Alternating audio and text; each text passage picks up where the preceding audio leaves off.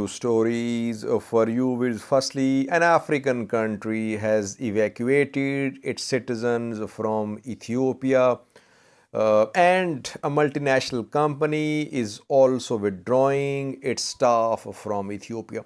So the panic, diplomatic panic, panic in foreign nationals living in Ethiopia, in Addis Ababa, is still continuing despite some clarifications from Ethiopian government. We are seeing that different countries are withdrawing the staff from Ethiopia.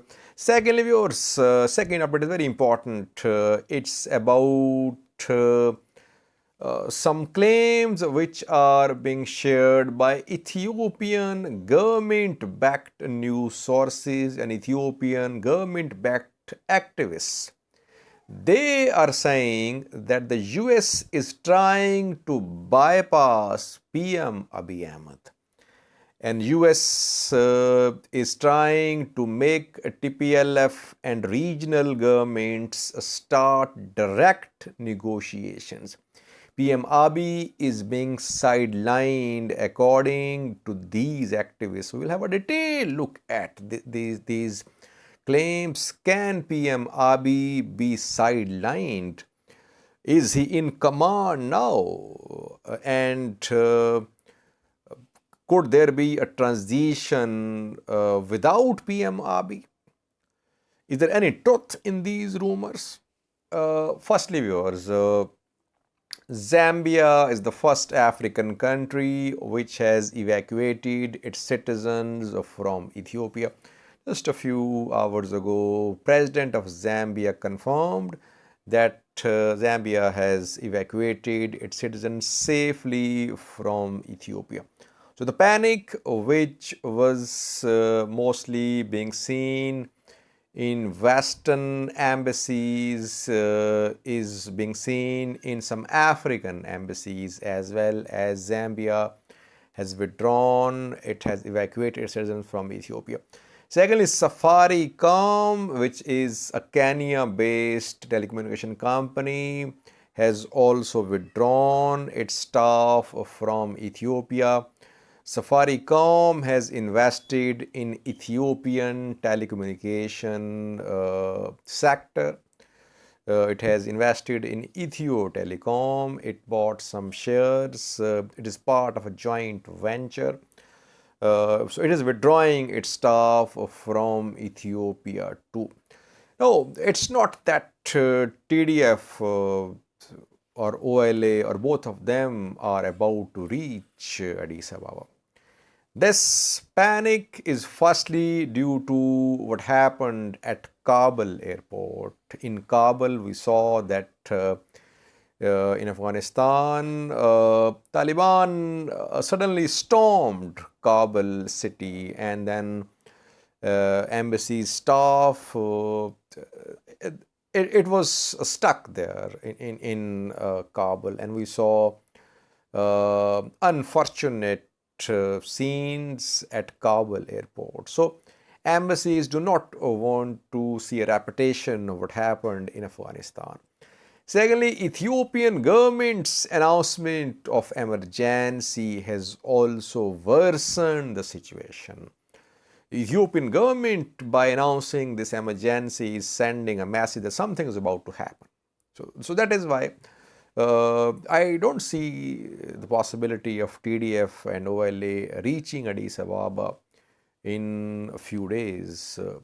The panic has been spread due to some past experiences which were seen in Afghanistan, and some announcements from Ethiopian government and from, of course, TDF and OLA as well, because they are also claiming that they are advancing toward Addis Ababa. OLA says it's 30 kilometers away from Addis Ababa. So their announcements, though not backed by evidence, they have also led to this panic, which is still continuing. Now, lastly, viewers, an important development. Ethiopian government supporters, some activists backed by Ethiopian government, they are claiming that the US is trying to sideline PM Abiy. And Jeffrey Feltman, backed by US government, is trying to make regional governments start direct talks with TPLF. And he is due to travel to some regions as well in coming days. Let me explain a little. Firstly, Feltman has not visited any region so far. We have seen Obasanjo, African Union appointee mediator, visit Afar and Amhara. Today he was due to visit Afar and Amhara. I think he has been in Afar today. So Jeffrey Feltman is not visiting any of these regions. Yes, Obasanjo is visiting the two regions.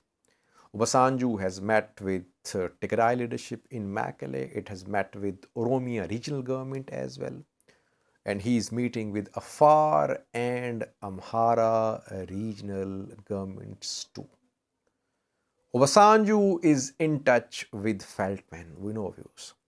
Obasanjo is closely in touch with the US as well.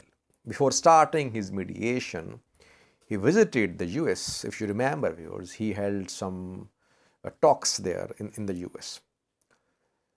If Obasanjo and Jeffrey Feltman are on the same page, then we can say that yes, mediators are trying to contact regional governments directly.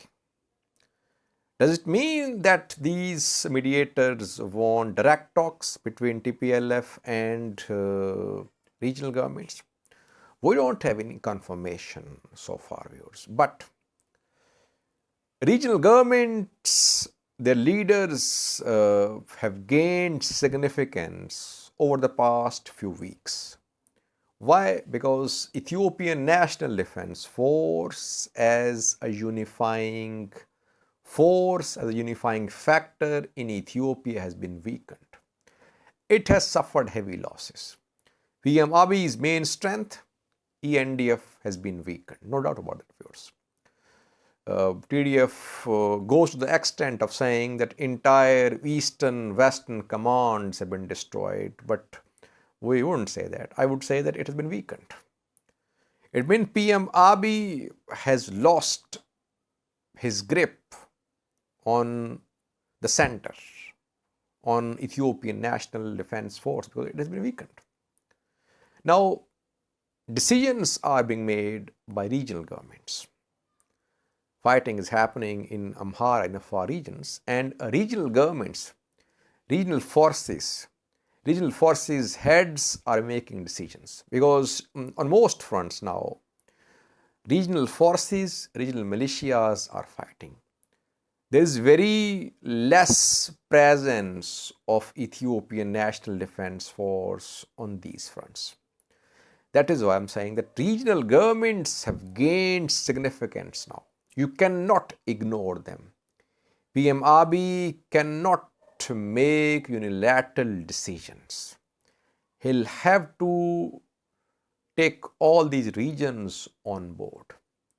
Can these regions bypass PM Abiy?